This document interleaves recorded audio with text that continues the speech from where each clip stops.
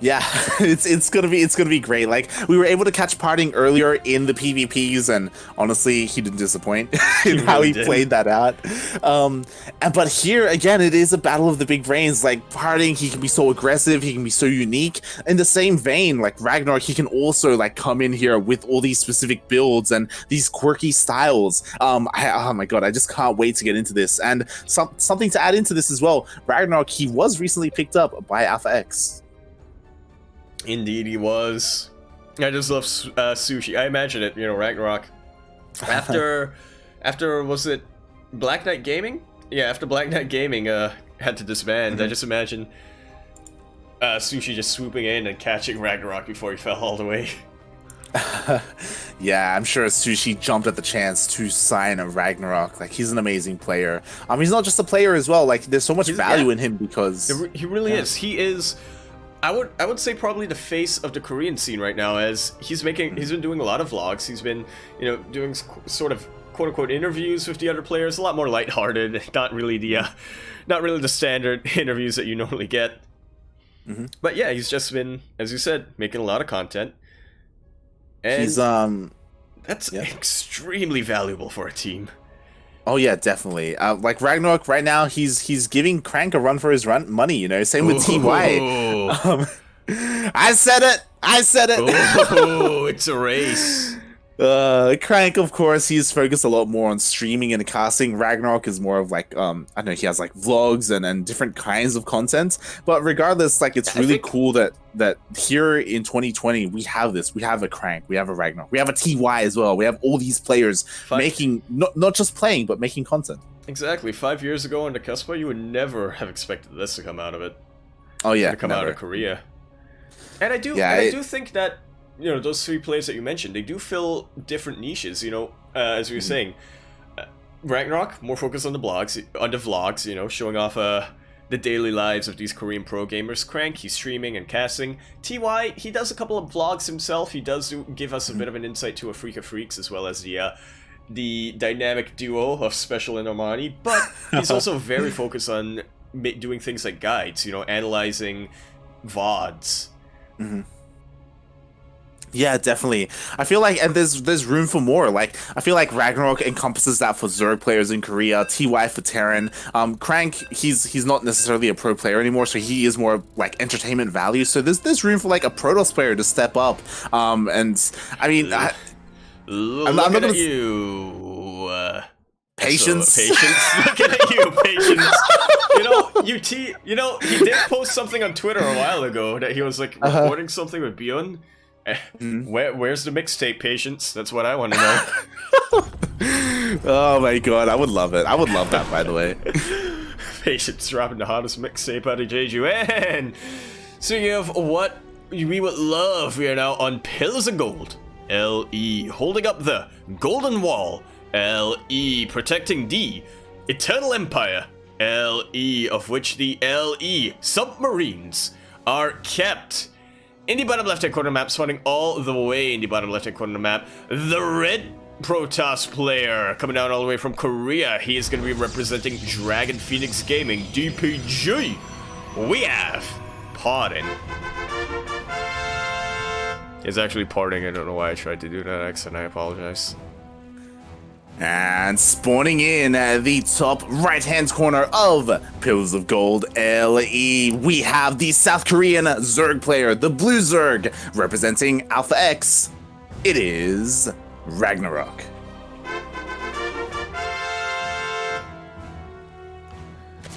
The intellectuals.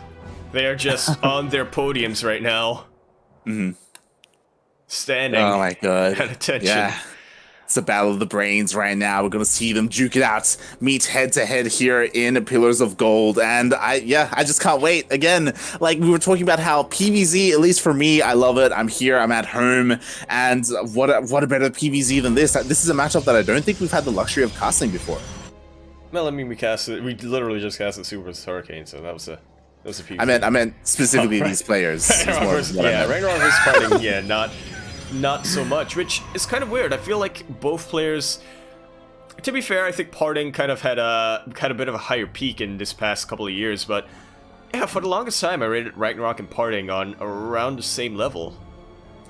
Yeah, PartinG, I mean, we were talking about it with DRG, right? Like his Twilight like years or era. PartinG, he peaked pretty early on, like in Heart of the Swarm. He was one of the best. Wings of Protoss, yeah. Yeah, well, towards the and end then of Wings, I think, was when he started, but in Heart of Swarm, he really got off the ground. yeah, and then he went on a hiatus, right? He was gone. He stopped streaming. He was playing League of Legends. He tried to become a League of Legends pro, actually. And yeah, it took quite some time for him to come back. But when he came back, he came back. Exactly, and he's still so popular, and now like his stream is exploding as well. He has his own memes surrounding him, with like the quality of his audio and all that stuff. It's great. It's great. Yeah, I mean, you know, honestly, if we can't get Patience to drop his mixtape, then I guess PartinG would be a decent substitute. Yeah, yeah, definitely. I mean, already is there. Yeah. I mean, I'm pretty sure there've been karaoke streams in the past. By the way, I think Probably, that's a thing. I think that is something that PartinG has done. In addition to his several cooking and mukbang streams. Yeah, again, he is a personality in and of himself, so I'm really curious to see what he's going to whip out. And here we go, something that we haven't seen too often with all these Stargate openers. We have some glaives.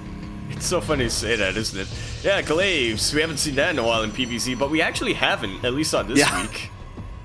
Yeah, again, a lot of Stargate, a lot of, you know, Twilight Council into Dark Shrine, but, you know, now we're getting into something we're a little bit more accustomed to, these glaives, and we'll see how much damage this can get done, as last week, SOS, he did nothing but this, if you recall. He was very looking very strong with his glaive adepts, against, I believe it was Armani? I can't remember the Zerg player he was playing against.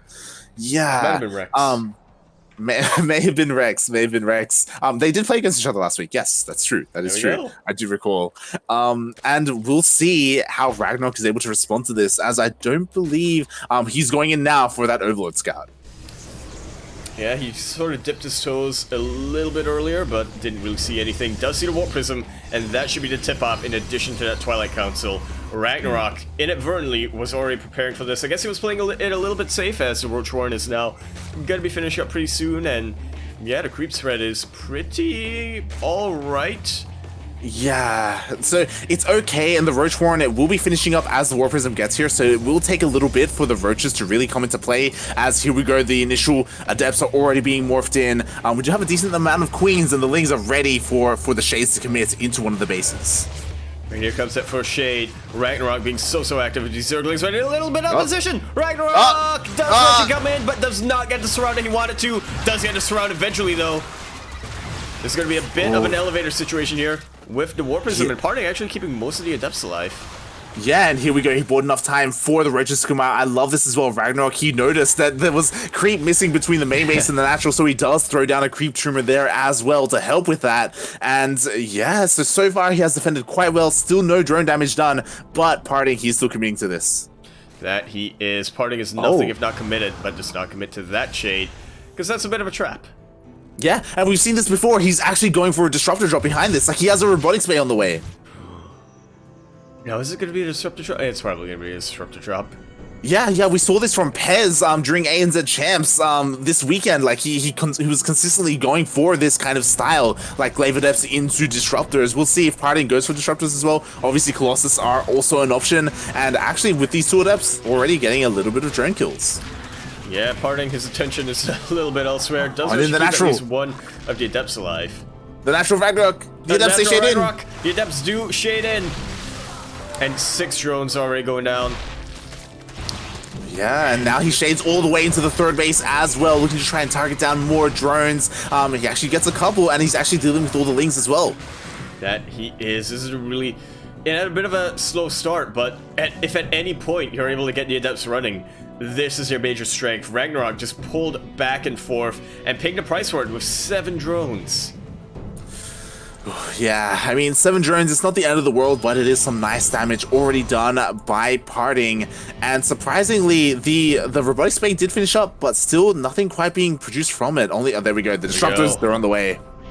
They are on the way. That War Prism starting to make its way back home eventually. It will. You know, the Adepts did shade in once again, but with this Roach Surround, we did get Forces Recall from PartinG.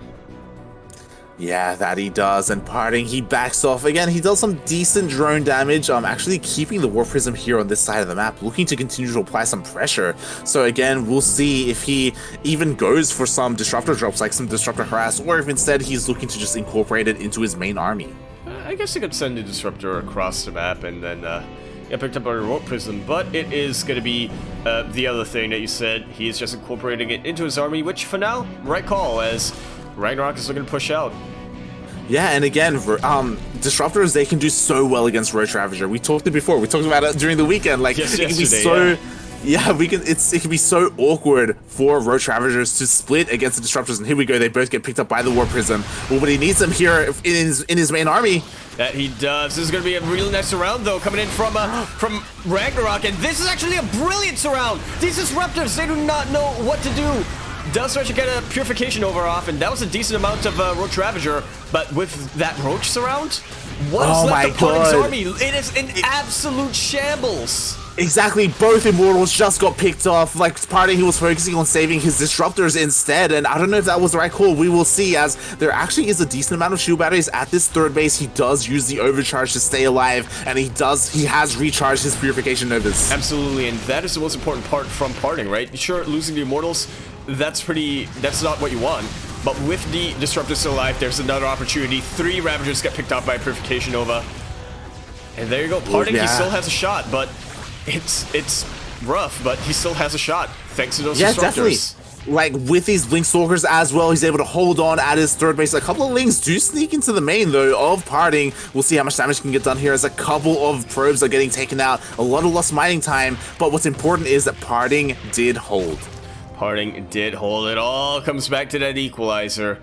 Them Disruptors. It's something that RagnaroK really has to respect.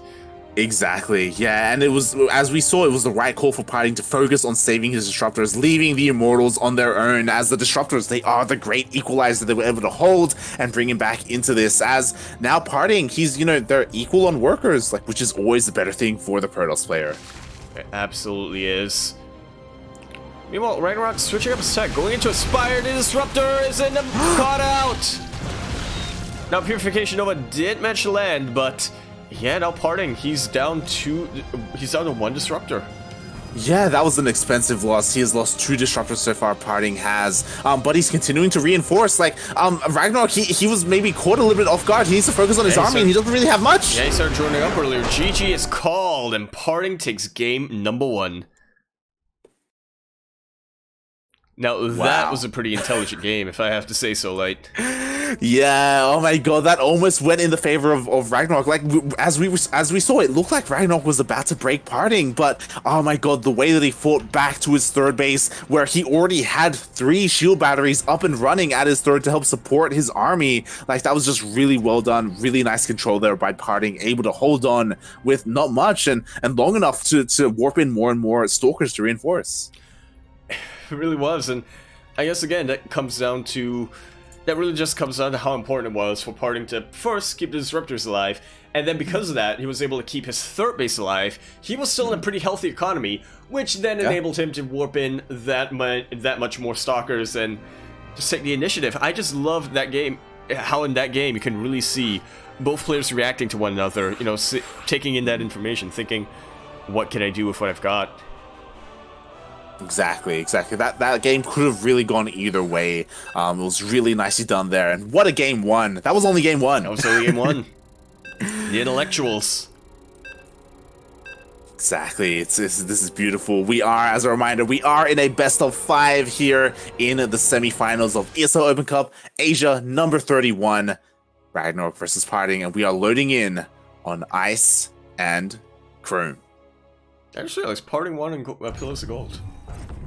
Yeah. Is that a sign? It may be. It may not be. We'll find out now as we are loading in onto Ice and Chrome. LE. You may ask where the Chrome is, and there's an argument to be made that they are by the gas geysers, but personally, I think it's just marketing for their iced coffee. In the bottom left-hand corner of the map, spawning all the way in the bottom left-hand corner of the map, the red Protoss player coming out from South Korea. He is going to be representing Dragon Phoenix Gaming DPG.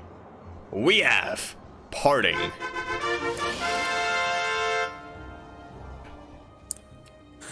And spawning in the top right-hand corner of Ice and Chrome LE, and I didn't see, but I think this is a 12 pool. I could be wrong. We have the South Korean Zerg player representing Alpha X. It is RagnaroK. Yeah, the pool's almost done. I don't think it's a 14 pool. I'm pretty sure it was a 12 pool. All right, here we go on Ice and Chrome. Why not? Yeah, why not? Oh God! But No, PartinG, he went for a probe scout. And, he knows. He sees. He doesn't see the he doesn't see the pool. He does not see the pool, but he does see a lack of gases, and that is the first big tip off. He's just keeping his probe here just to confirm. I mean, he knows, due to the lack of gases, due to the hatchery timing, you can see like the hatchery building and the stage that it's at. So you have to know that it's an early pool. Yeah. And if he didn't before, his probe just gonna brush against the links.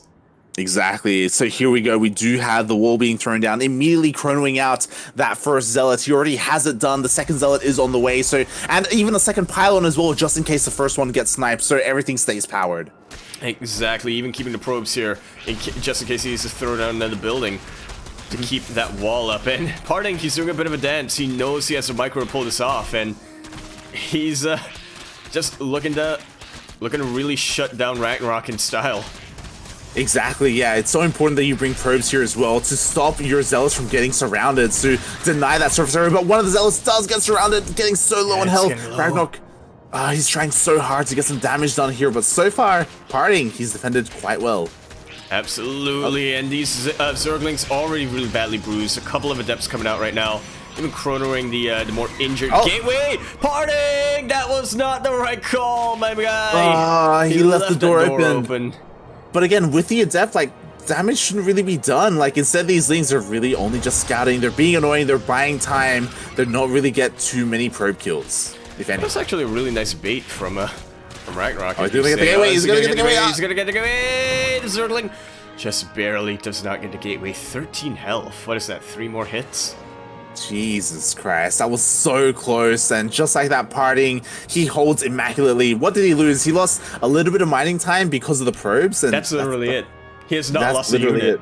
He did not even have to throw down a shield battery or anything. PartinG is micro, man.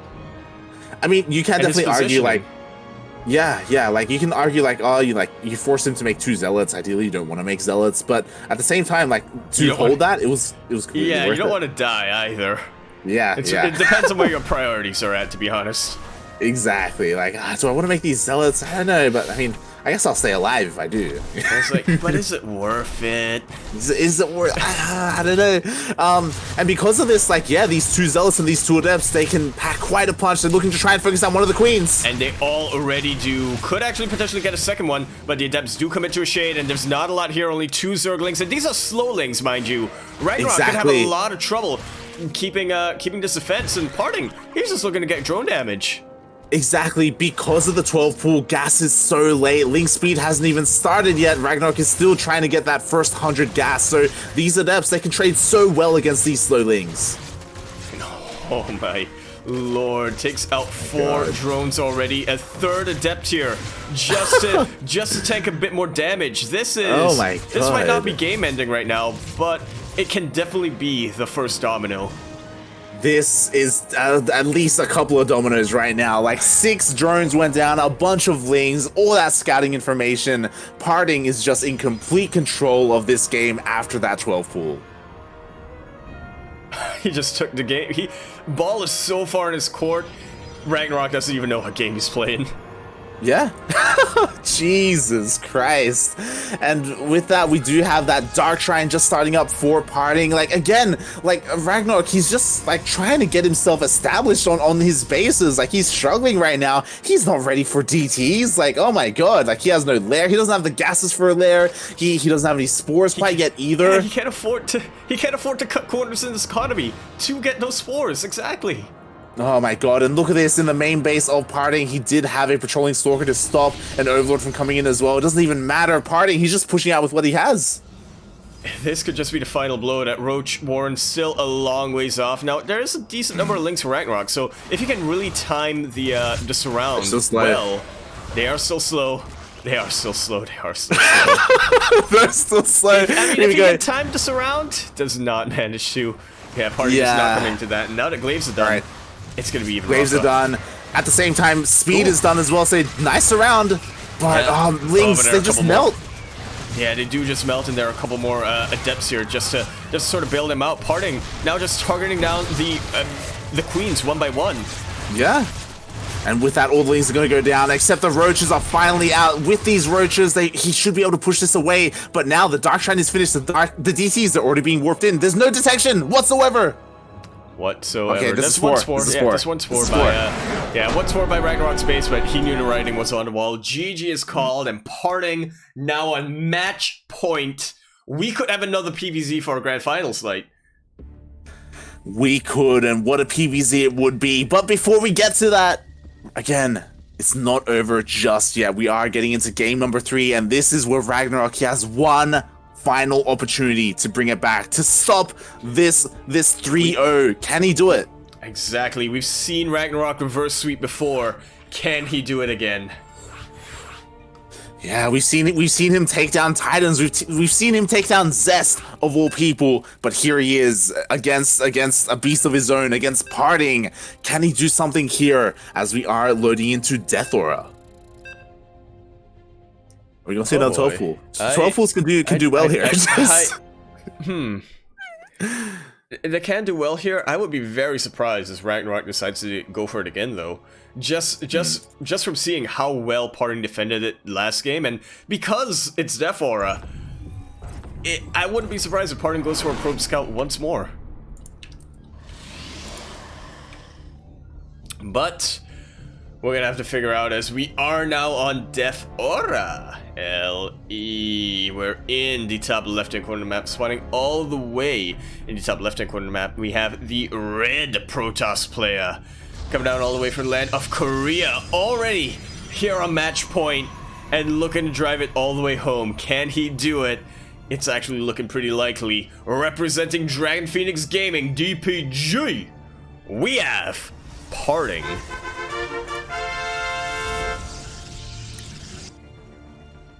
And spawning in the bottom right-hand corner of Death Aura LE, currently getting cannon rushed. We have the South Korean Zerg player, currently representing Alpha X.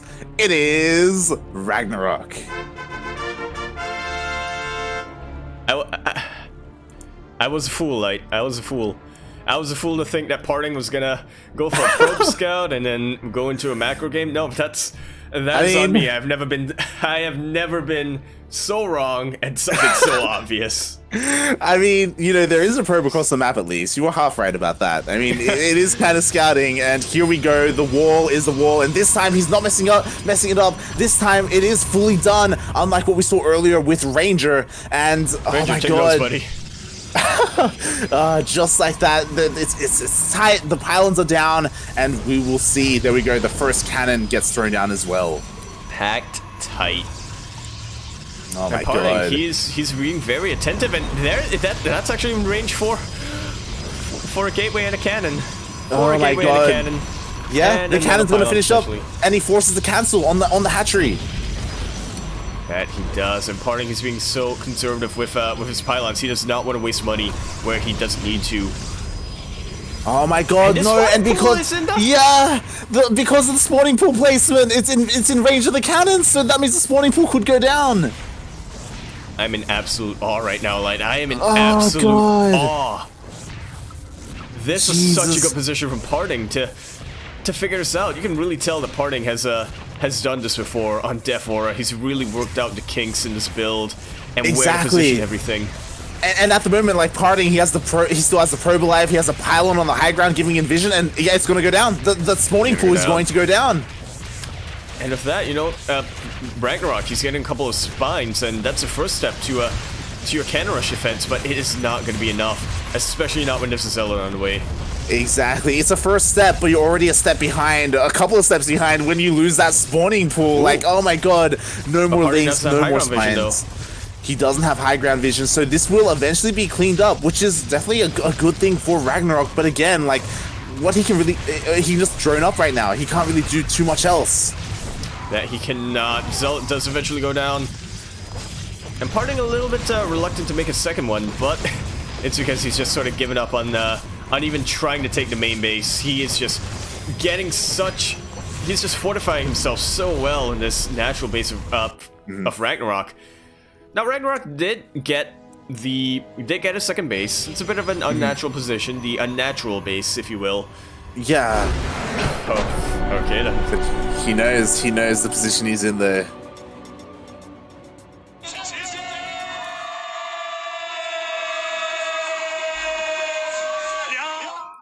And there we go. RagnaroK destroyed by facts and logic. Here we have it. Two very dominant players in PvZs. One super dominant Protoss player. One super dominant Zerg player. They're now who have both 3-0'd their opposition. They're going up again in the finals, and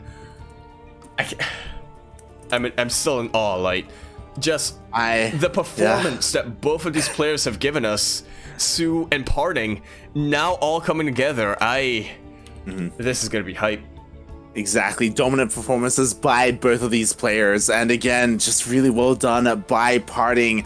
RagnaroK again with the exposed spawning pool. Like, as soon as the cannons went up, it's like that's basically GG. Like, he couldn't do anything after the spawning pool went down. Like, he was in such a rough position. Sure, he had a natural in an unnatural location, but he couldn't really do anything with that either. He couldn't make any more queens. He couldn't do anything.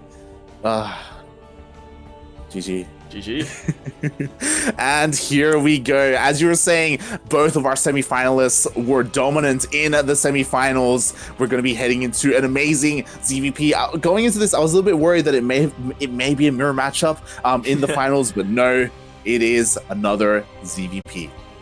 Just feels like home. Just feels like home.